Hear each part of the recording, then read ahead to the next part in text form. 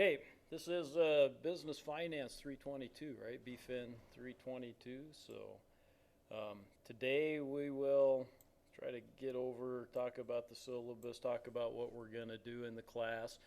I might actually even go through a little bit of chapter one. You guys have some assignments that are going to be due, I think, first part of next week, if I'm not mistaken.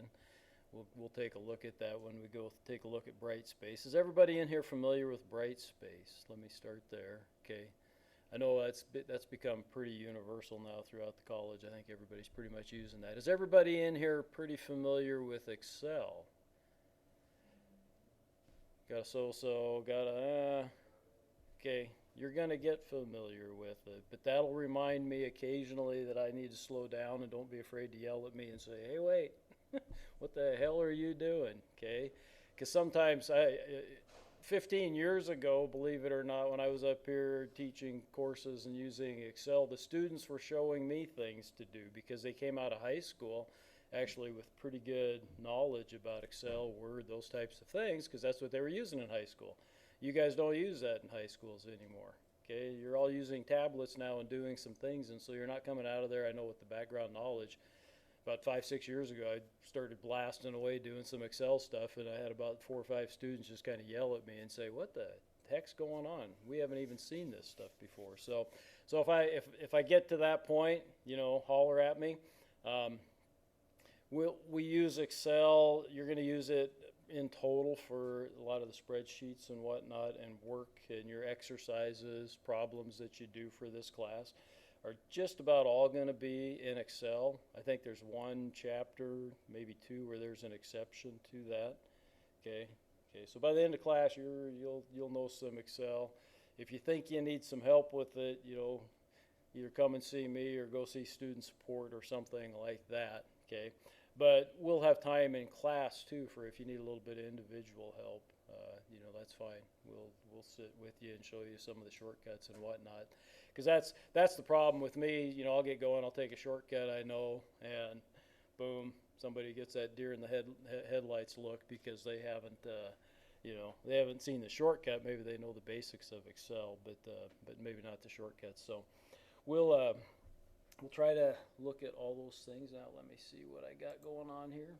We kind of took a look at everybody, so let me get this over here. So this is your home page in the Brightspace, right?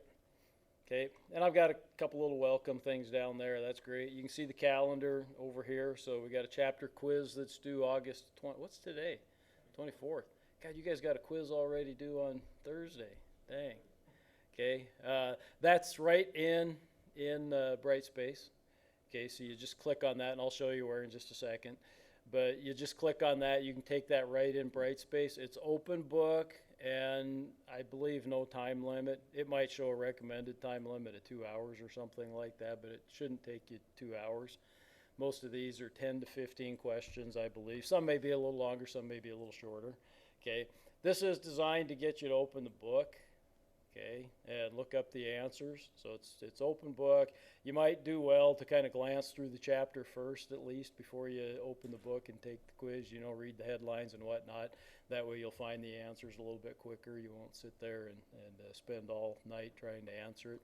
But open your book, answer the questions. It's not that difficult. Does everybody have their book, I should ask? Okay, yeah, 17th edition, right? Kind of looks like that. I know a lot of times they're selling the loose leaf ones now. They get your own 3-ring binder and put it in there. Save them a little money, I suppose. Okay, if you don't have a book and you can't borrow one, between now and Thursday, come and see me. I'd lend mine out for a day or two if need be. I can probably get by without it. Okay.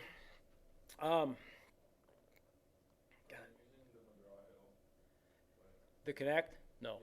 Nope. Nope, not using Connect. So yeah, you shouldn't. The bookstore down here shouldn't have sold you Connect. And if you order it online, don't buy the Connect. Okay, you don't need that. Used Connect a couple of years ago because a former instructor had set this course up, and then he left and he had ordered it, and so I ended up having to use it because the students already had it. I liked it in some senses. It made my job easier, but I didn't get a good feel for what the students were doing, and so I hated it for that reason. There's something about correcting your guys' work that gives me a little better feel for where you're at, and maybe if you need a little extra attention or something. Connected just gave me a raw score basically. I could go back and see, but it just wasn't the same because it was doing all the correcting instead of me doing it myself. Okay, so that's kind of why I got away from Connect. I know students kind of liked it in some senses, and it was okay. Again, it made my job easier, but I didn't like it in terms of knowing where people were at. You got the calendar, so it tells you things that are coming up. August 31st, you got a quiz too. So not any problems really until we get to the first part of September there. Okay, so you just got a couple quizzes for the first couple of chapters. They're just kind of reviews. Chapter 1, and that's why I say I might get into Chapter 1 a little bit because it's going to say what is finance, why do we do finance, okay, why is it important in our lives. So we might talk a little bit about that, and you're going to have a quiz. So if I talk about it, hopefully I'll help you with the quiz a little bit. And you get into Chapter 3 and whatnot, and that's when we're going to start some of the problems.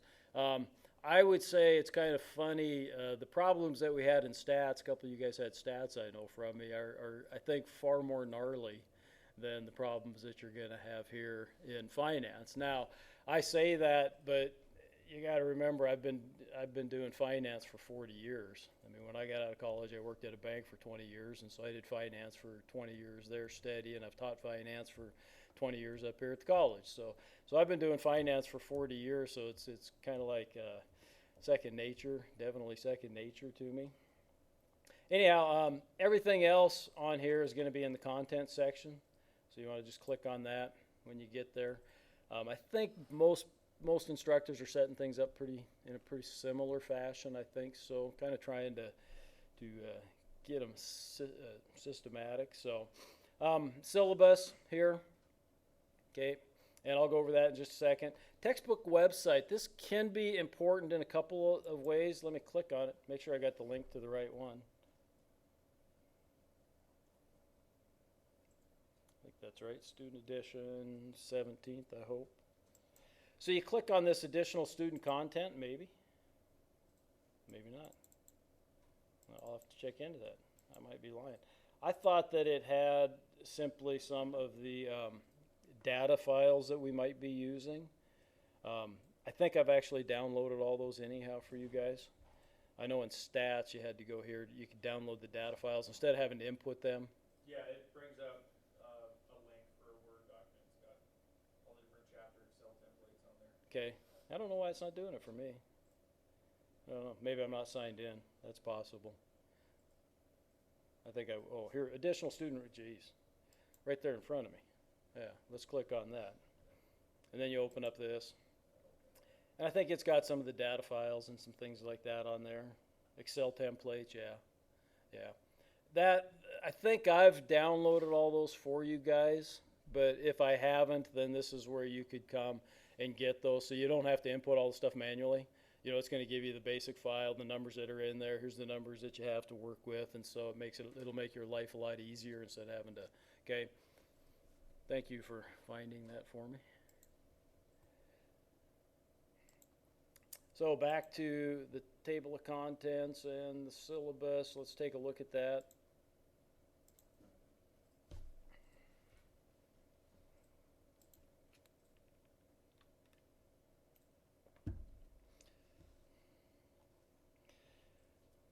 Goes through a lot of the stuff. I got question mark for my hours. I'll tell you what my office hours are. I'm just a part-time instructor at this point in time. I was full-time for several years, but I've tried to retire this is going on my 4th year now that I've tried to retire, and my wife keeps saying you failed at retirement, so I've failed once again. I'm going to get it right one of these years and get officially retired, but so obviously my office hours, I still have an office. They haven't kicked me out of there yet, which is kind of nice. I can get away from the wife on occasion and come up and spend some time up here. So you might find me hanging around there, probably more in the mornings than in the afternoons, because we got this class at 8 in the morning, and I'll hang around till I go home for lunch anyhow. And depending on the weather, I might come back after lunch for a bit too. But if it's really nice, I might go golfing. You never know. So, okay. If you need to see me, though, just send me an email. Okay, I check my emails far more regularly than I check my voicemail. I forget about my voicemail often, but I check my emails probably at least once a day.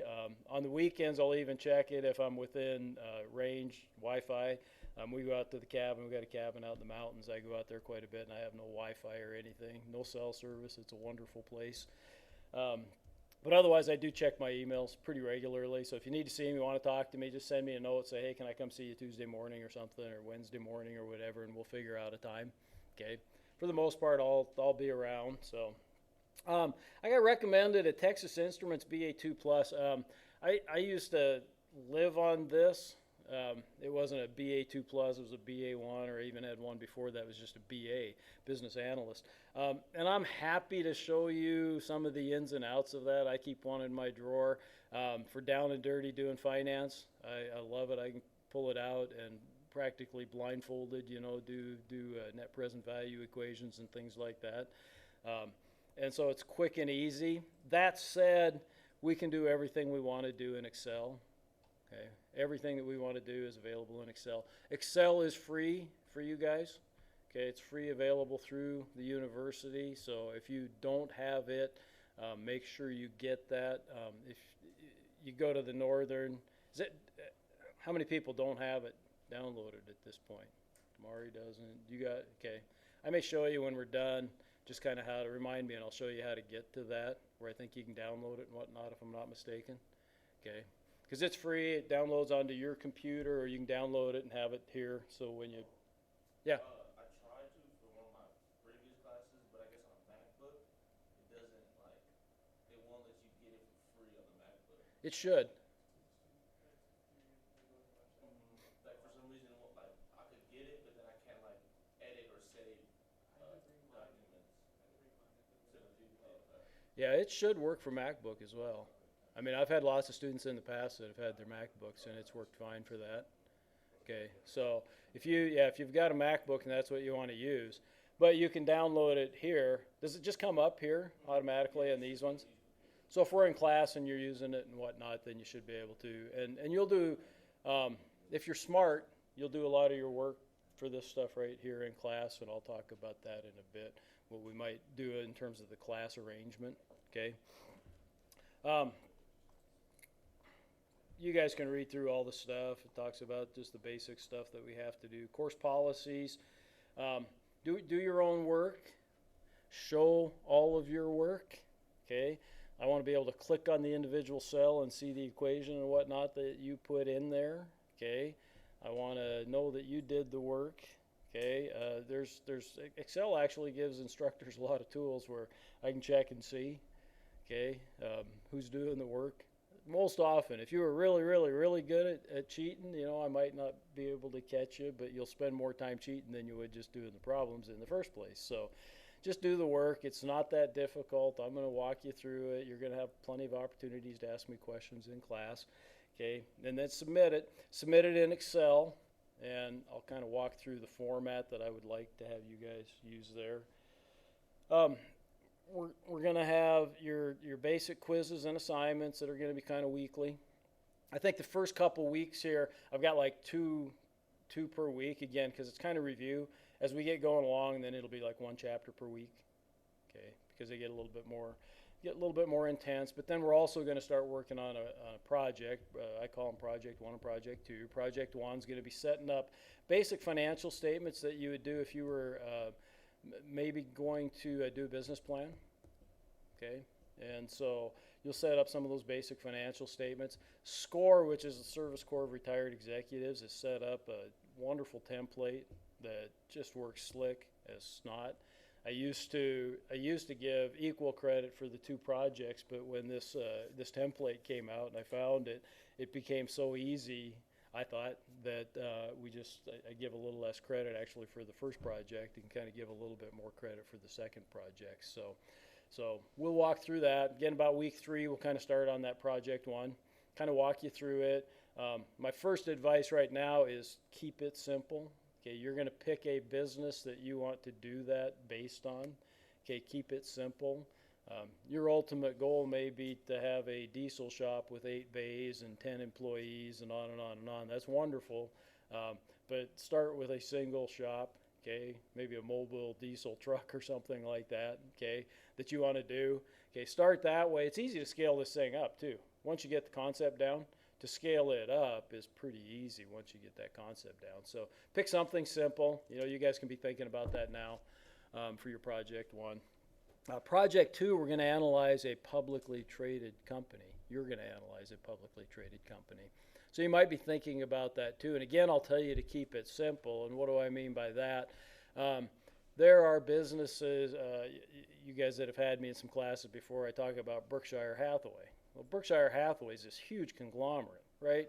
I mean, they own like 65 outright, like 65 separate businesses, and they invest in 100 other different businesses. Can you imagine trying to analyze that? Okay, yeah, don't bother, right? It would be too complicated, and in 5 pages, you're just not going to get it done. There are big businesses, on the other hand, that are pretty focused. Apple might be one. They're starting to really expand into some other areas, but Apple's pretty focused. You know, they make computers, they make cell phones, and they sell them. Okay, they do a few other things, but it's not too bad. Okay, so even though it's a big business, it could work, but try to keep it more to a business, you know, that's kind of focused, that has a smaller footprint, I guess you might say. Some more stuff. What the grades are going to be, your quizzes, assignments, and discussions. We won't really have any discussions per se. Sometimes if I've taught this online, we'd have some separate discussion pages, so that's probably why that's in there. And then the breakdown of Project 1 and Project 2 for a total of 100%. Again, the quizzes shouldn't be very difficult. It's open book. You should be able to find the answers for that. I expect you all to get hundreds or at least 95s on those, right? The assignments, you're going to start off, they'll be pretty simple. They get a little more gnarly as we go along. There could be some bonus quizzes, and what do I do with bonus quizzes? Well, that's if I show up one day and I look around and there's like 3 people here because everybody decided to sleep in, we'll have a bonus quiz that day for the people that show up, okay? So show up, right?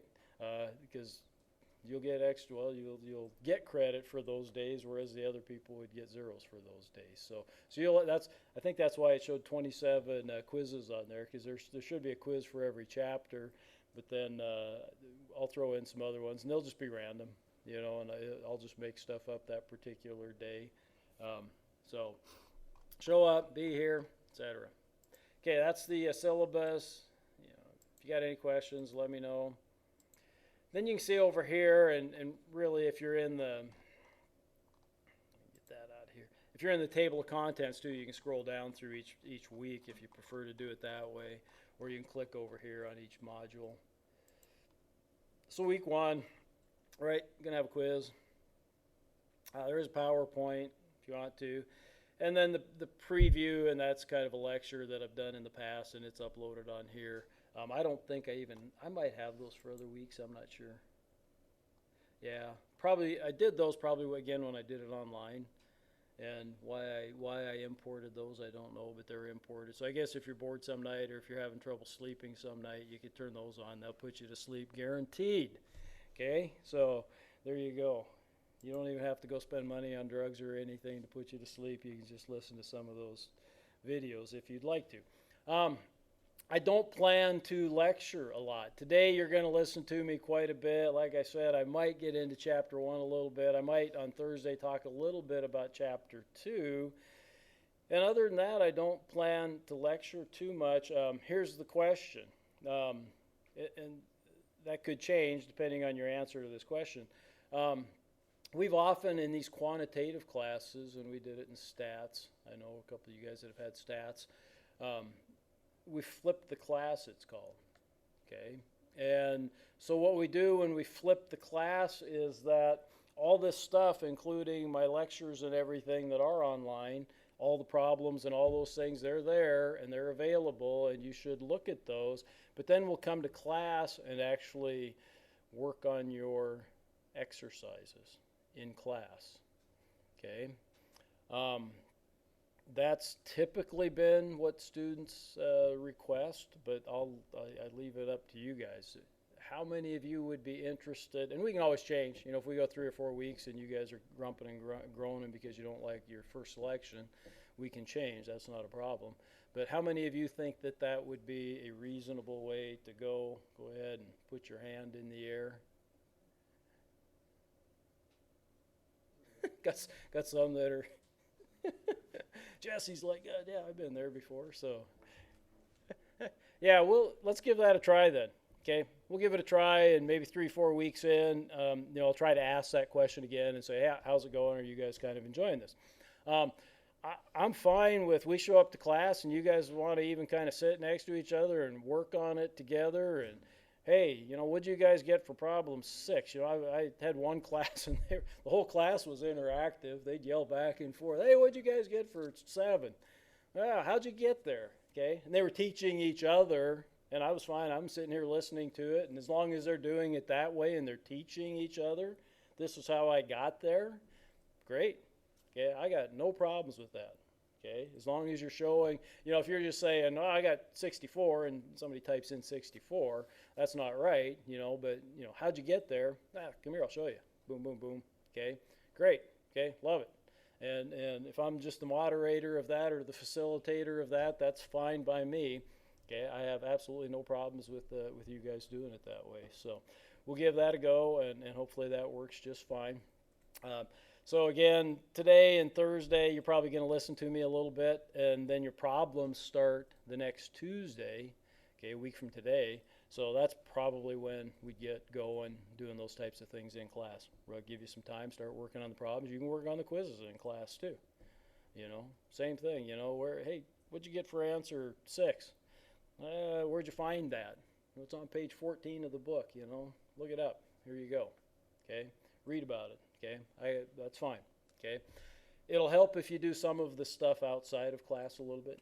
Do some prep, so that when you get to class, maybe it's some of the stubborn ones, especially as we get further along in the semester. Then you'd have some of the stubborn ones. Maybe you'd get the easy ones out of the way, and you'd get to problem 5, and it's like, I'm not sure.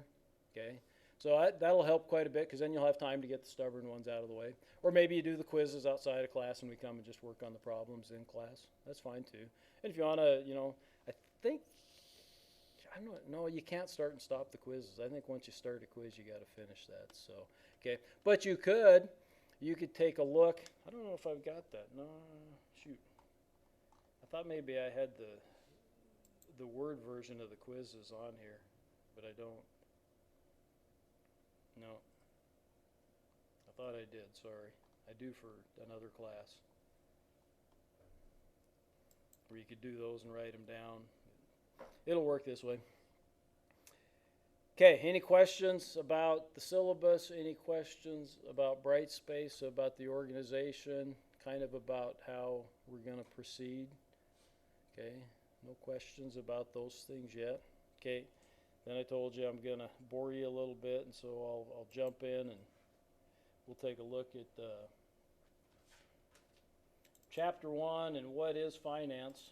Why do we study finance?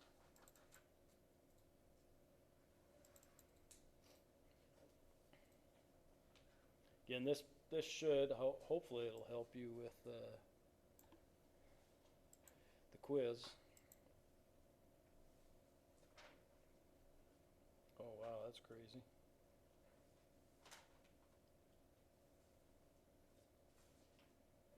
I haven't seen it come up like that. How do I get to full screen? Screen, black screen, white screen. That doesn't help me any. Dang, you guys can see that okay anyhow, can't you? Display settings. Let's try that. Duplicate swap, presenter, no. Huh. God, that's just weird. Well, let's do this here. I guess that'll kind of work, huh? Oh, I put this up here as a reminder. We have a club on campus called BPA, or Business Professionals of America. Lanny, I believe, is still the representative for that. And you guys, it's a great club to join. They usually take a nice trip. I think last year they got put off because of the pandemic, and who knows about next spring.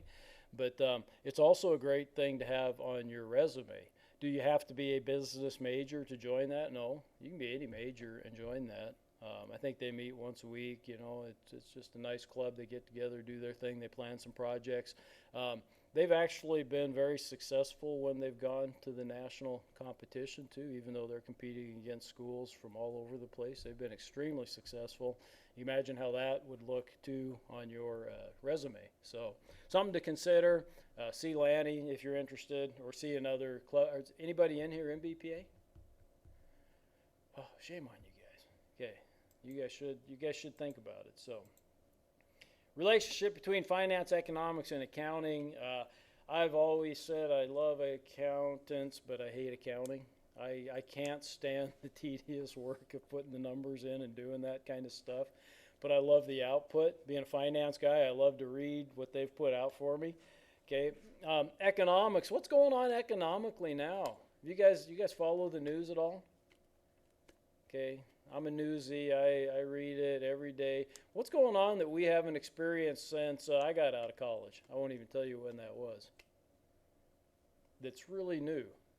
Like the inflation that's going Oh, on? bingo. Absolutely. Yeah. Yeah, you guys have not lived in an inflationary period of time, right? The highest, or the worst inflation we've had in your guys' life's probably been 2.5% per year. It's probably been lower than that for most of the time you guys have been alive. Okay.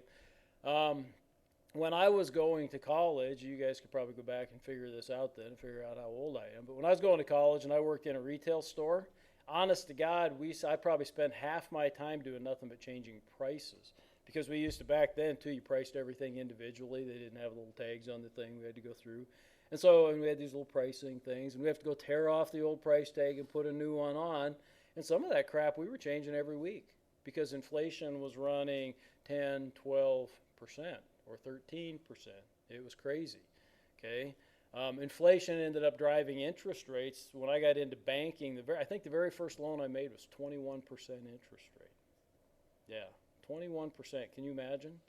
Okay, it was a small loan, But what are interest rates now for a car loan? Anybody check lately? I'll bet you I could get 4%, maybe 4.5%, car loan. Okay, mortgage rates. Anybody know what mortgage rates are? I think they're under, like 15-year is under 2.5. I think 30 years just over 2.5. Crazy. Okay, but if inflation keeps up, I guarantee you that those rates are gonna come up some. Okay, that's the response. That's what ends up holding that inflation down. So why is inflation important? That's the economic part of this. Why is inflation and those types of things important? Because we've got to make a lot of decisions based on that. Money's going to be worth less in the future than it is today if we have bad inflation. Okay, and as finance managers, we need to make some good decisions about that, right? Okay, it might be important to buy capital assets because they'll be worth more. They'll keep up with inflation, right? Depreciating assets, not so much. Anyhow, those are different things we'll talk about.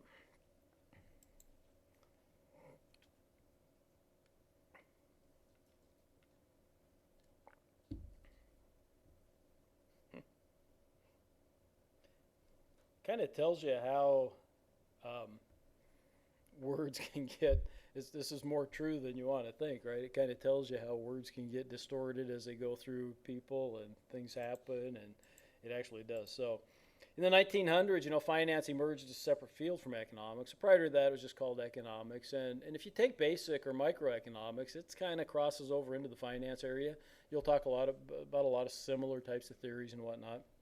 Okay.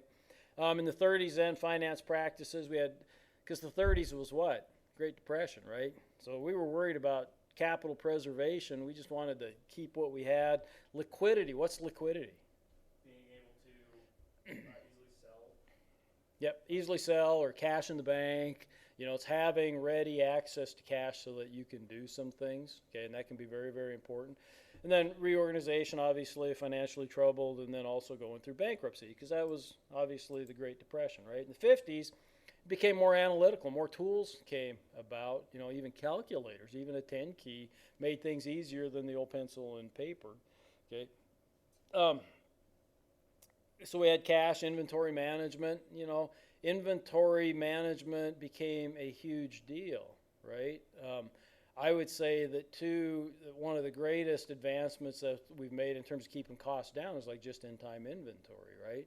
People being able to do that. Now, on the other hand, especially like this COVID crisis hit, and what happened? We ran out of some inventory because some of those new concepts didn't work as well because we thought we were going to get it, and all of a sudden the supply chain kind of like toilet paper, right? All of a sudden we couldn't get toilet paper, and now there's other goofball things that cars, they're having troubles manufacturing cars. Why? Well, they can't get chips. Can't get the chips, Yeah. They're down to just a minimal inventory of new cars because the chips have gone. Just can't get them, so they can't build new cars. Ford's coming out with a new mini pickup, looked kind of interesting, and what's it going to be called? The Maverick. Yeah. Why? I don't know why they picked that name because that was It's supposed to be like the cheapest vehicle you could. They wanted to put out a cheap vehicle that anyone could buy.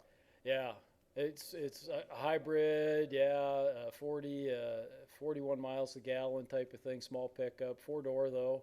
But they got orders for 100,000 of them and they can't build them because they can't get the chips. It was a news article that I read. So anyhow, that's inventory management. Capital structure theory. How do we structure our capital? Do we borrow money or do we have equity?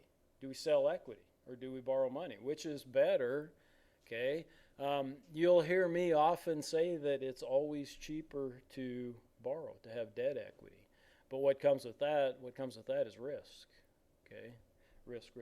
Dividend policy, do we pay a dividend or don't we? And stock buybacks. Stock buybacks have been huge. This is in the 50s, but in the last several years, huge. Apple Corporation, I think when I last looked, I'd have to look it up again, in the last 4 or 5 years, I don't remember exactly, but they have returned over $300 billion to their shareholders in buybacks and dividends, mostly in buybacks. $300 billion, that's bigger than 99% of all companies, okay? That's what they've given back to their shareholders, right? Okay, huge numbers, okay?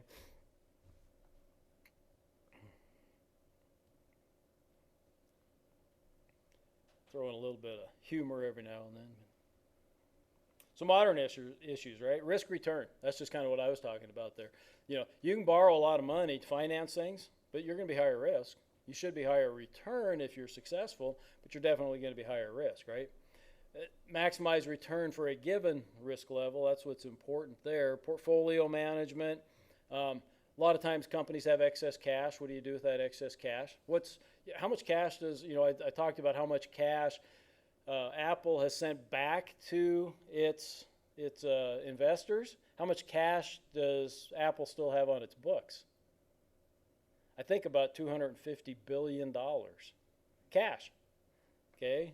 Again, they could buy probably 99% of all companies and they wouldn't even notice it. Okay? An amazing amount of cash. And Microsoft, too, has lots of cash on their balance sheet. They're two of the big ones in terms of cash. Amazon, I think, has got a decent amount of cash. They went for a long time, they were cash poor, but I think they've been accumulating cash. I think Google and Facebook both have quite a bit of cash on their balance sheets. So what do you do with that cash? Spend it. Spend it on what? What are you going to buy? The history is fraught with examples of companies that have gone out and bought willy-nilly other companies and whatnot that have proved to be disasters, and there's a trail of dead companies because of that. And so, it becomes easier said than done. Now, some of these companies have made great acquisitions. Microsoft bought LinkedIn. I think that's worked out pretty good. Google, a while back, bought a company called YouTube, right? And I think that's worked out pretty well for Google, okay? So there's good acquisitions to be made, but it's also, it's very difficult, too, to make the right ones and make those work, monetize, and make some money. So would it be investing? Yeah. So what are you invested in? Generally speaking, what they're going to invest it in, again, back to the liquidity concept, they're going to buy government bonds, generally. Okay, there's lots of government bonds out there because our government's been borrowing money hand over fist, right? So there's no shortage of those. Unfortunately, they don't pay much money, right? Percent, if you go out the 10-year yield right now is 1.25% roughly. Okay, that's not a good return. Okay, when I was making loans for 21%, we were selling CDs that were 10, 12, 13%, right? So if you had money to save, it was kind of nice. If you were borrowing money, not so nice. It's a little bit the opposite now. You'll see, even though Apple, Microsoft have lots of cash on their books, they actually borrow some money. Well, why? Right, they borrow it for cheap, right? They get to write off the interest expense. Okay, all of a sudden it's like, gosh, yeah, we'll keep cash on the books, and then we can do things with that if an acquisition comes along. Why not? So a lot of their cash is overseas too. That makes a huge difference. Although I'm getting into too deep right now already. We'll talk about this as the semester goes on. And then new financial products with focus on hedging. God, what happened in the 2007? You guys were young then, 4 or 5 years old, but 2007, 2008 financial crisis. So they lumped all the different housing loans together, and they try and bring up bad loans, good loans. But they promised all the good loans were in one, the medium loans were in another, the bad ones were in one. So when they mixed it, the bad loans defaulted, and it brought down everybody's house. Yeah, they did a lot of subprime lending to begin with, yeah. And there was a lot of hedging and derivatives with those tranches of mortgage loans primarily. There was others in there too, but primarily mortgage loans, yeah. Probably 80-90% of the problem was the mortgage loans.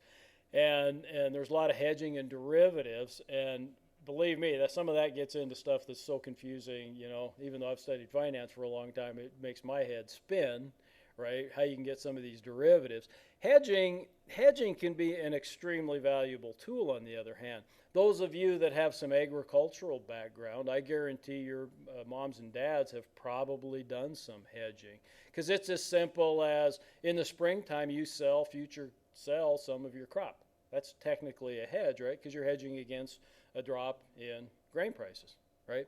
So that's technically a hedge, and so we see that in agricultural communities, and we're used to that. And those types of hedges can be very, very good. They can be very, very valuable. You're hedging a product that you're actually going to have possession of. You start hedging products and whatnot, then you're into speculation, and then you get into the derivatives and whatnot. Then those things went to hell in a handbasket, and we ended up having a horrible recession, the Great Recession, it's called, from 2007 basically to March 10th, roughly, of 2009. Again, I could tell you why it ended at that particular point in time, because the Feds decided to change their mark-to-market policy.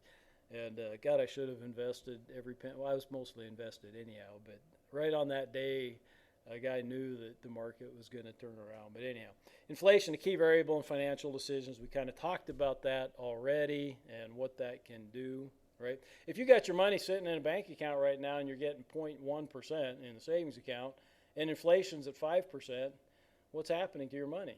You're losing 4.9%, right? Basically, your money's being devalued by 4.9%. Okay, might be a reason to look at some alternative investments. That's why I will tell you right now, that's probably why we're seeing the stock market go crazy high. Okay, the stock market's at all-time highs right now. I haven't looked in the last few minutes, but this morning it was at all-time highs anyhow. So if it's still up today, then it's at all-time highs again, right? So modern issues in finance, again, we still got other factors, inflation, deflation possibly, required rates of return for capital budgeting decisions. Again, what's our capital going to be? What's our capital structure going to be? Are we going to have equity? Are we going to have debt? Some combination is generally the answer there. Cost of capital and how we figure that out, and we'll have some problems a little later on where we'll work on the weighted average cost of capital. That's relatively simple.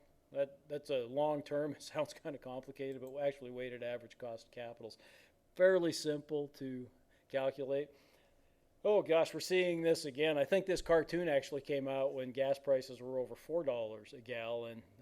What was that, 5, 6, 7 years ago? I don't even remember when that was. And we're seeing gas prices come back up.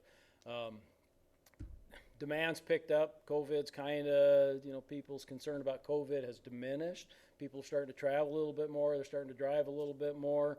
So demand is up, and at the same time, we've kind of scuttled supply a little bit, at least here in the United States. And so, economics 101, right? You lower supply, you increase demand, what's going to happen? Prices are going to go up. So that's kind of what we're seeing there. I don't know if that'll change in the near future. Welcome. Sorry, car problems first day. Car problems on the first, and it's not even 20 below zero. I drove all summer and all of a sudden just died. I got cars like that too, so I understand it. Thanks for coming. Are you, what's the day? Had you last spring, Marty? Yeah, you had for an online class. Yeah. Yeah. So this is the first time I get to see you in person, though. Yeah. I met you in your office. Okay, sure. You got a better memory. I'm an old guy, remember, so. I'm almost there. So we talked already about the reason for the financial crisis, extension of credit was crazy, creation of sale of mortgage-backed securities. Subprime mortgages were just unbelievable, Giving a mortgage basically to anybody that had a pulse. It was crazy. Creation of complicated, unregulated, we had credit default swaps, derivatives of all kinds of sorts, and again, some of these even got so complicated that I'm not sure I could explain them to you, because I'm not sure I understand them myself. Some of them were just crazy. Government action and bailouts, we had all of that, and then we ended up with some new regulations, and boy was I glad I was out of banking, because they call it Dodd-Frank. I've always called it Franken-Dodd, has come along and put in some more regulations. I would say probably slowed things up then, the recovery, a lot of these regulations, because it really handcuffed banks then at a time when they started to come back out of it. Their capital structure was getting okay. Sure, they'd been bailed out, but they were looking pretty good, and banks are necessary for the economy to get back going. And this kind of handcuffed them a little bit and kind of slowed things down in terms of, again, compliance regulations and things that you had to do. So it was a little bit difficult. Created the council, what the heck is it? Consumer protection. It'll come up, I think. Let me see. I hope it does. CPE. I don't know if it's going to tell me that. Anyhow, provides for orderly bankruptcy liquidation of non-bank financial companies. One of the big problems that happened, too, when we looked at banks is that banks have grown and expanded. In the old days, and if you look at the local banks here in Montana, they're still banks, right? If you go to Independence Bank, you go to Stockman Bank, you go to Glacier Bank, you go to Montana banks like that, guess what? They sell deposits. You deposit your money with them, and they make loans, okay? Granted, sometimes they have some excess cash that they have to invest in government bonds and stuff over here. Okay, that happens because they got too much money on their books. They have to do that. But that's basically their function, right? As banks got bigger and you all of a sudden ended up with Morgan Stanley, Goldman Sachs, those types of things, what do? Well, they become investment banks, okay? And so they deal with a lot of buying and selling and trading of investment products, including securities like credit default swaps, mortgage-backed securities, on and on and on and on, okay? But all of a sudden what was happening was you were taking, what's one of the biggest benefits of being a bank? You got FDIC insurance, right? Okay, you and I know that if our money's sitting at the local bank here, it's insured. Our deposits are insured up to $250,000, right, per account name. So I could have $250,000. My wife could have $250,000. We could actually have a joint account for $250,000, and each of those would be guaranteed by the FDIC. We could also set up trusts for each other, and so you could have up to $1.25 million, I think, for two people. If you had a bigger family, okay. If you're worried about that, come and see me, and we'll talk about the what you need to do, okay? So FDIC is huge, but all of a sudden you had FDIC over here, which was guaranteeing this bank, right, the solvency of this bank. But banks did normal old-fashioned banking things, and all of a sudden all our banks are doing these newfangled credit default swaps and all the bigger banks, okay? And so that got it in trouble, and so what was the government's responsibility for bailing out the bank when this part of the bank was still doing just fine? This new part was the part that was really going to hell in a handbasket, okay? And so it became a big deal, and so some of these regulations were probably good too.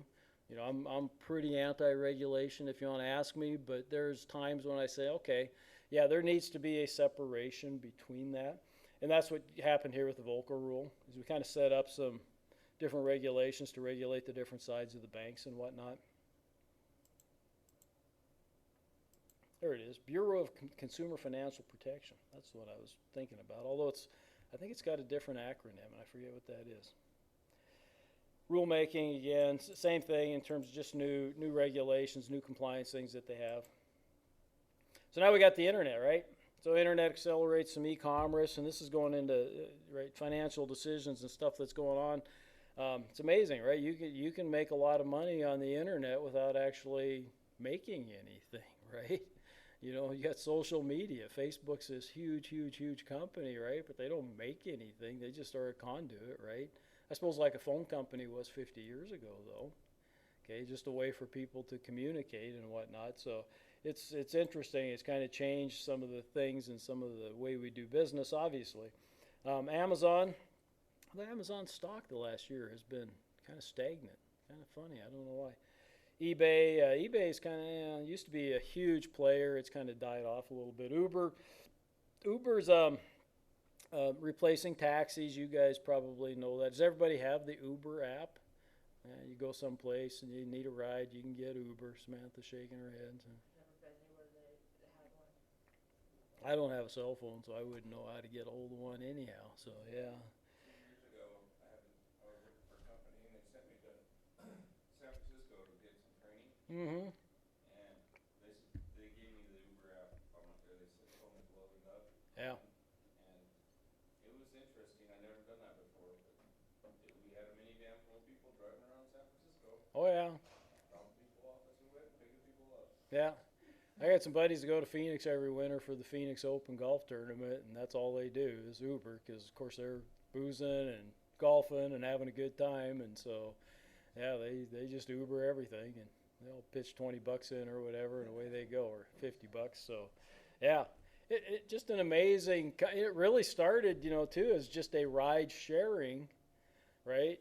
So people, if I was commuting every day, I could put on there that I'm commuting every day, and if somebody needs a ride and they want to pitch in $10 for gas, they can do it.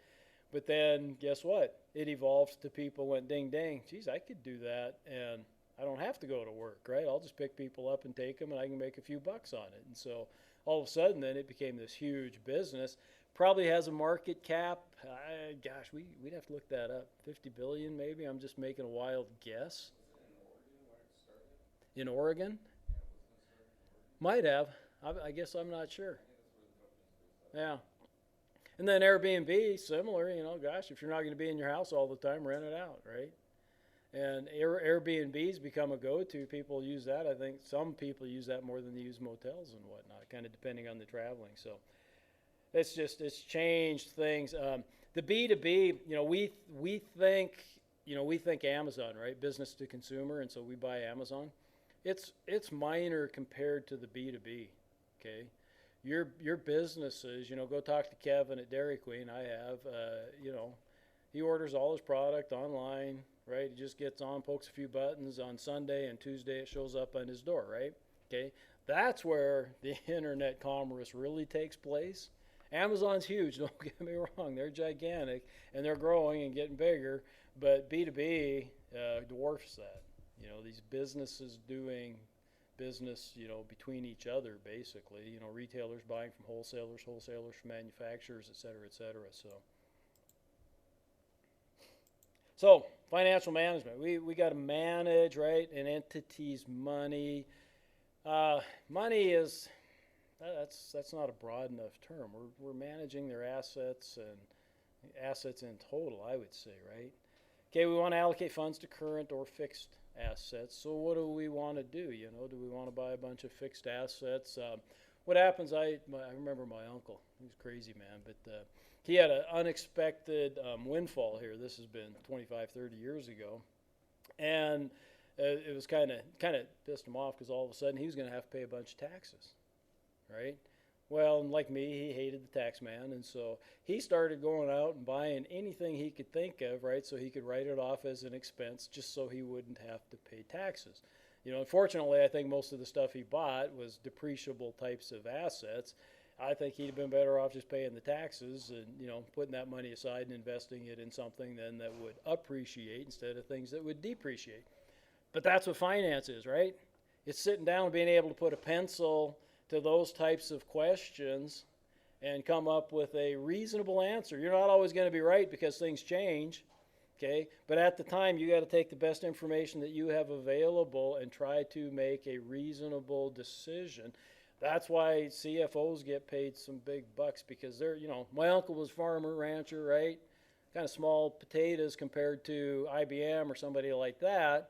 But, so you can imagine those CFOs get paid good money because that's what they're trying to figure out, right? Is those types of small problems in big dollar amounts can make a huge difference. And it's not just avoiding taxes, but that oftentimes is what we spend a lot of time doing. Obtain the best mix of financing alternatives. Again, debt, equity. There's only two ways to finance a company: debt and equity.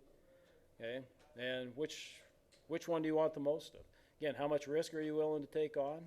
Okay, et cetera, et cetera. Develop an appropriate dividend policy within context of firm's objectives. Again, I talk a lot about Berkshire Hathaway. How much dividends have they paid out in the last 50 years? Actually, it's been going since 1956. How many dollars in dividends have they paid out? 0. Okay, well, why? If you're an investor in Berkshire Hathaway, doesn't that piss you off? You're not getting any dividends paid out to you? I own a little Berkshire. I love it. Why?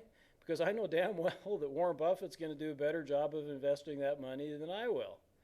I don't want it back. I want him to keep it and keep investing it, right? And that's basically what Berkshire Hathaway is basically a big mutual fund company, and I just assume if he's going to keep investing it, he'll do better than me. Even though he's 90 years old now, he'll probably still make better decisions than I would, so let him keep it, right?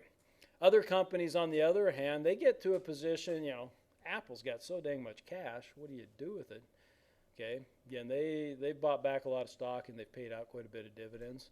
Microsoft pays out a nice dividend now, and they got a lot of cash. They've bought back, I think they buy back like $10 billion worth of stock every month. I mean, it's something goofy like that. I'd have to look it up and see, okay?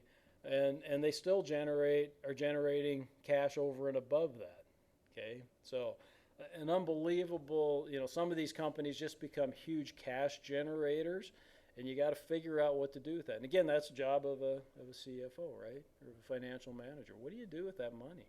Okay. Tim Cook called up Warren Buffett one day and said, we got $300 billion of cash on the books. What do I do with it? Warren said, buy back stock. Okay. And Berkshire's actually bought, that's the first time they've done that in the last few years, is they've actually bought back some of their own stock. So a little bit strange. Things that you do daily, maybe credit management. Who are we going to lend money to or give credit to, right? Inventory control, talk about that. Amazing stuff. Receipt and disbursement of funds, just that general day-to-day. A lot of that's bookkeeping types of stuff that financial managers, they might set up the process, but they don't actually engage in it necessarily. Stock issue. Do we issue stock? Do we sell stock to raise some money? A lot of new companies are doing that. Bond issue. Do we lend or do we borrow money? Do we borrow money from individuals? Okay. Years and years and years ago, 150 years ago, you always borrowed money from the bank, right? But big companies decided, why do we need the bank? We can issue our own debt and people will buy it, and they do. Okay. And so corporations issue debt and you and I can buy it. You can just call your broker and say, yeah, I want to buy 10,000. Usually it's in increments of about 10,000. 10,000 bond in GM. Or Ford, or Tesla, whatever. Whoever's borrowing some money, right? And there's always this risk and return always go together, okay? If somebody calls you up and says, I have a investment that's guaranteed to return you 17%, what should be your first reaction? Is it legal? That's a good one, but you should have red flags going up all over the place. Okay, 17% is a really nice return, and there are some investments that have returned that and maybe even better than that. But if somebody's guaranteeing you that, okay, I would be extremely nervous. extremely nervous. Okay, risk and return always go together. Okay, if you read Warren Buffett's annual report, he tells you, I'm going to be lucky if I can get you 6 or 7% over the next few years. And then you look back and he got you 10 or 11%. Okay, so he tends to minimize what those future returns might be.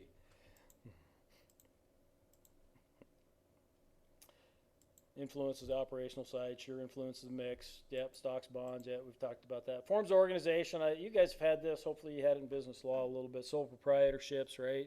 Easy to set up, easy to do, but they die when the owner dies, right? That doesn't mean the wife doesn't pick it up and start all over again. Technically, you just have a new sole proprietorship then, right?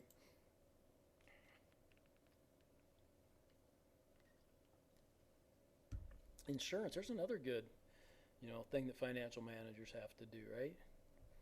What do you insure? And should you insure things, right? My uncle always told me, he was a CPA too, he always said, never insure a loss you can afford to take. Okay? Insurance costs you money, and insurance companies make money, right? That's Berkshire Hathaway's biggest profit driver is insurance. So if you can afford that loss, should you insure against that loss? Yeah, maybe not. Partnership, similar to a sole proprietorship. Do you have to have a partnership agreement in the state of Montana to be in a partnership? No. Two guys, you get a mower, go rent a mower and go start mowing lawns. You got a partnership. Guy and a gal, two gals. Shouldn't be sexist, sorry. Right? That's a partnership. Okay? You're going to fill out a partnership tax return, maybe. If you don't just pocket the money and go to Triple Dog afterwards, you'll fill out a partnership tax return and away you go, right? Okay, but you don't have to have any formal agreement. You'd be smart to have a formal agreement, however. Okay, get back to what's legal and what you should do is two different things there. Partnerships can be limited. Okay, in this case, if you were going to have a limited partnership, you probably better have an agreement in that case then. Okay. Actually designating then who the general partner is going to be and who the limited partner or partners are going to be. Limited partners put up money, but that's all. If the company goes to hell, they won't be sued then as a result of that. And kind of getting quick. When we look at corporations, when I talk about Apple, Berkshire, those types of things, they're all C corporations. Okay. To go public, you basically have to be a C corporation. Basically, I think there are some exceptions to that. Okay, shareholders, shares are easy to pass on, easy to divide up, percentages of the company, things like that. Makes it real simple. But C corporations require decent paperwork too, right? Okay, you got requirements with the state, you got annual requirements, you got to have annual meetings, you have to take minutes at that meeting, on and on and on. You have to elect officers, you have to tell the state who the officers are. You and I could look that up, okay, for corporations that are here in the state of Montana. I'm kind of getting through this. Double taxation of earnings. What do we mean by that? If you're working with one other person, that means you and that other person will both be taxed on it. Well, this is the corporation first pays taxes, though, right? Okay. Does Microsoft pay taxes on money that they make? Yeah. Okay, and then Microsoft pays me a dividend. Do I have to pay taxes on that dividend? Yeah. Okay, that's where the double taxation comes in when we talk about why we say corporations are double taxed. If Microsoft buys back my stock, do I have to pay taxes on that? Yeah, if I had a capital gain, okay, it's called. So if I bought the stock at $10 and sold it back to Microsoft at $20, I got to pay $10. I got to pay taxes on that $10 of capital gains. Okay. Capital gains taxes right now are less than regular income taxes. They were when we had the last tax law change. The current administration would like to change that and make capital gains taxes at least as high as regular income. We'll see where that goes. Right now it seems to be kind of stalled out, thank goodness. Is the inheritance tax also double taxed? You could say that, yeah. Because the original mom and dad, let's say, they paid taxes on all that money, right? As they earned it, they had to pay taxes on it. They accumulated that wealth, and then they die, and now the kids would have to pay taxes on the inheritance. Now, there's a pretty good limit on inheritance tax right now, though. You got to be pretty wealthy to be concerned about inheritance tax. I think it's, what, 5 million for an individual? Something like that, but what about the properties, is it fall in a different category? The property? Yeah, like if they own land. Property gets to be sort of problematic. There's actually advantages and disadvantages there. If, depending on I'll tell you, depending on the value of the property. So, if you got 1,000 acres here in north central Montana, and Grandpa bought that at $50 an acre, okay, so he had 50,000 into it, but now all of a sudden it's worth $1,000 an acre, so it's worth $1 million, okay, and Grandpa dies, okay, that's wonderful, because now you get what's called a stepped up basis. We're getting a little deep into tax law here, but then whoever inherits that, now all of a sudden their cost basis is $1 million, and because Grandpa's estate was below the threshold for estate tax, there's no taxes paid on that, and yet the person that inherited that land now has a cost basis of $1,000 an acre. Okay, so if that person sells it for $1,000 an acre, they have no capital gains. Okay, so stepped up basis, and again, the current administration would like to get rid of stepped up basis. Okay, stepped up basis it's a pretty nice thing. Okay, for people that are planning estates and whatnot. We're getting into personal finance, estate planning, and what. I love to talk about that.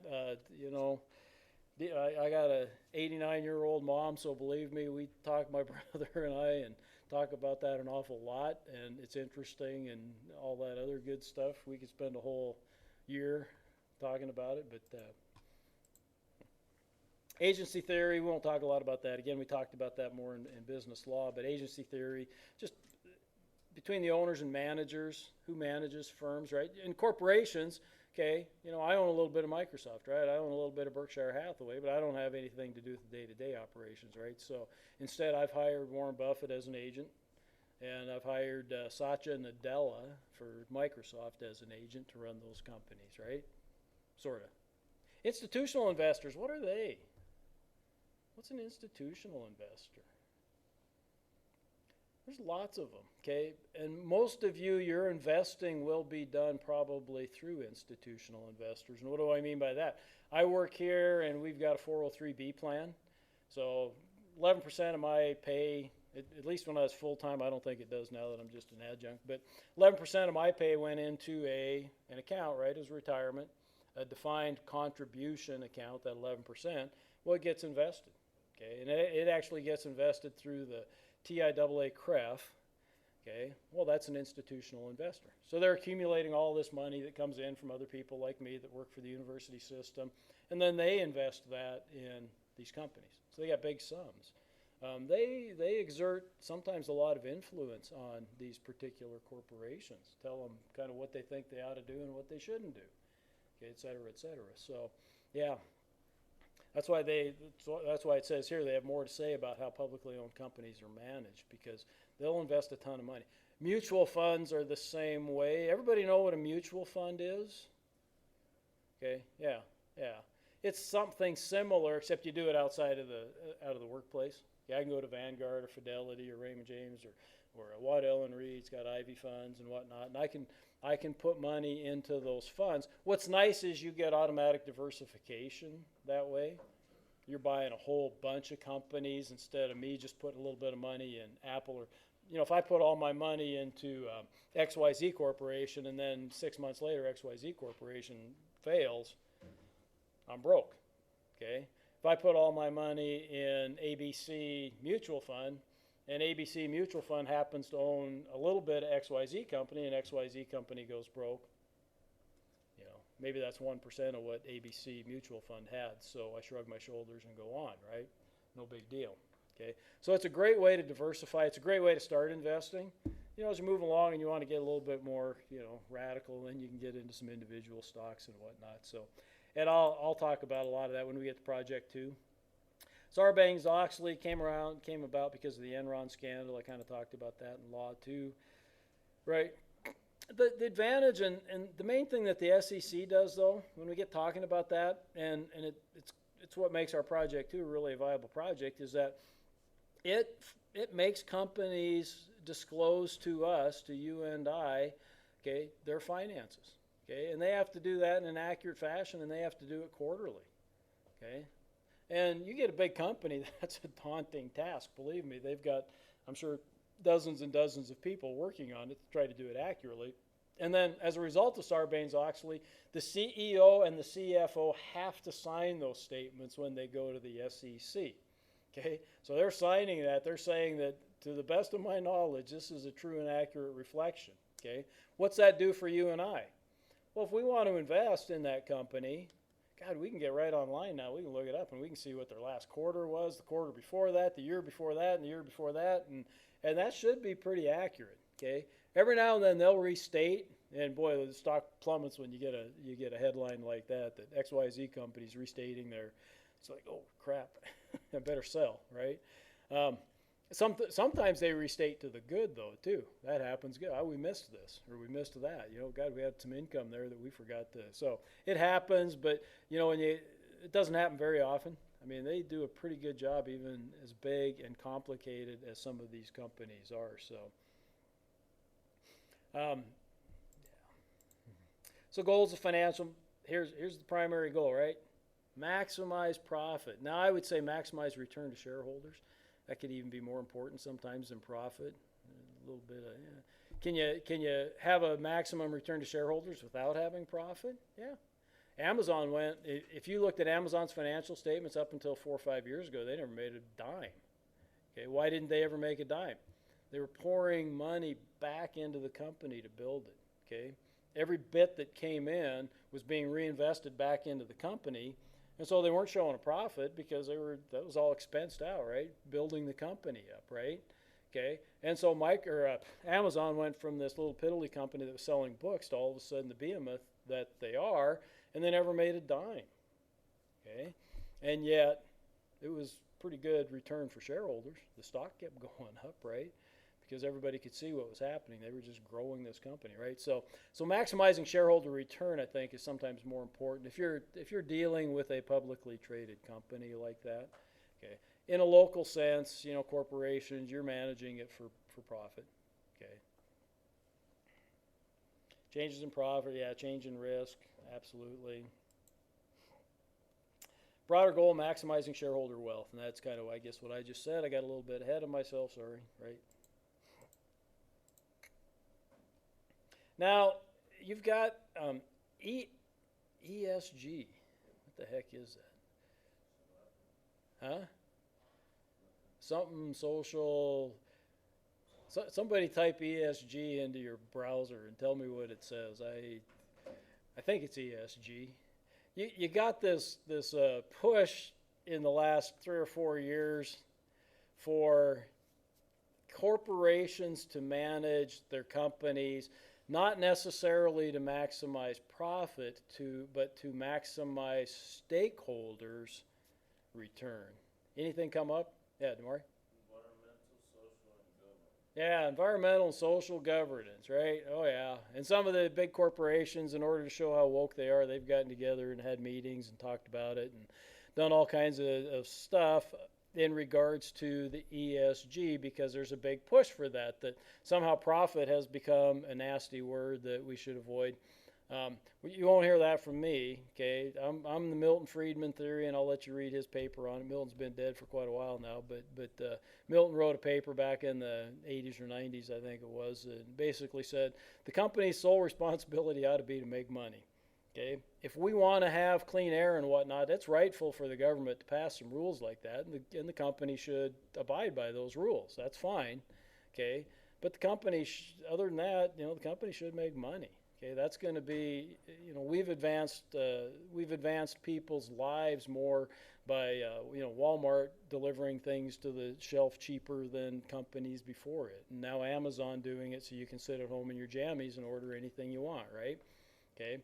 And yeah, so the whole ESG thing, it's sort of died off here a little bit, the talk of it in the last year or so maybe, but boy, for a while that was a push, and it was, I don't know, in my opinion, a little bit crazy. Anyhow, sufficient stock options, that's a great way for companies to reward employees when we get looking at companies, sometimes their financial statements, you'll see some diluted earnings per share. You'll see regular earnings per share and diluted earnings per share.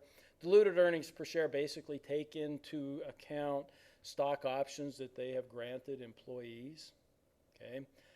There's a kind of a fun old story. You could probably look it up. When Microsoft was first getting going, old Bill Gates and Paul Allen, they were getting going, and they were broke. Okay, they didn't have any cash. Things were going along. They weren't really making any money. They were developing computer operating MS-DOS. You guys, that's way before your time. But they had a gal that was working for them, and they needed her, but they couldn't pay her. And so they went to her and they said, "Well, I'll tell you what, we'll give you a few stock options if you stick with us." And her husband worked elsewhere, and so she said, "Well, okay." Well, 20, 30 years later, she was a multi-millionaire because of those few stock options that she got, while she was working for the company and not getting paid. I met a guy, he's befriended my cousins that live up in Whitefish, and I just met him this summer. I might have met him before, but we spent a little time. He's rented a nice place on the Whitefish Lake for $9,000 a month, just bought a jet ski, la-da-da-da-da. When he and his partner, they were working for, each of them were making $100,000, $150,000 a year down in San Francisco, and when Airbnb got going, they needed some help, and so these guys were helping Airbnb on the side. And they said to each other, they said, "No pay. All we want is stock," right? It's all we want. And so they did. And now this guy said, I don't know, he told my uncle that he's sold $10 million of his Airbnb stake, and he's got $20 million left to sell if he really wants to. So, Yeah, he's just renting. He's got his houses in San Diego where he kind of lives in the winter and whatnot. And so for the summer, he just decided to come up here and rent this place for $9,000 a month. It's on the lake. I wouldn't say it was an exceptionally wonderful place, but it's nice. We went over and had dinner there one night and got to take his jet ski. First time I've been on a jet ski, got to take that out. So that was fun once. Jet skis are fun around here. I believe that. You start hitting some of those, nasty waves and stuff, Yeah, on the lake you tried to get some wakes. If a boat was making a wake, you'd hit the wake behind it and get some pretty good, get a little flight going, yeah.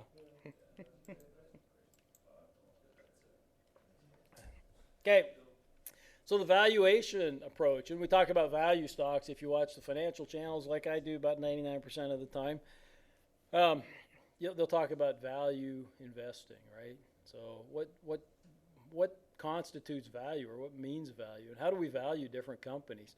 If we have enough time, we won't. I was going to say, if we had enough time, Thursday we'll take a look at a couple different companies. We'll look at some of the valuation kind of parameters that we might look at, that are publicly traded, and try to determine. We won't determine much. You'll wonder, why is this company worth more than this company, and why is Tesla worth more? The last I saw, Tesla was worth more than GM, Ford, Chrysler, I think maybe even Toyota all put together. Okay, and yet Tesla sells 1/20th maybe of the cars that the others. Okay, why is Tesla worth more? Good question. Maybe we'll look at that on Thursday. You guys remind me. We'll take a look. I think it's a lot of governmental gifts, if you want to call them that. Yeah, the people that buy their cars get some credits, so which benefits Tesla, no doubt. Most don't think get credits too. That's why Ford and GM have turned theirs over to making more EVs. cars. Yeah, there's certain tax incentives for buying EVs, electric vehicles. Yeah. Well, I'm not just buying, but for making them. Don't they give? That I don't know. I don't think so. I thought I should read something about that this summer. Look it up. Let me know on Thursday. How's that? I'll give you an assignment. Because I'm not sure. I do know that there's tax incentives for people to buy electric vehicles, and that's been a powerful incentive, and it's kind of driven. But why is Tesla worth more? Still, I mean, Ford, GM, Toyota, they're all making electric vehicles too. Nissan and everybody else, they're making electric vehicles. Huh? Solar panels, yeah, batteries, big batteries for other things. Yeah, they've expanded into some different things, but we'll talk about that on Thursday if you guys remind me, right?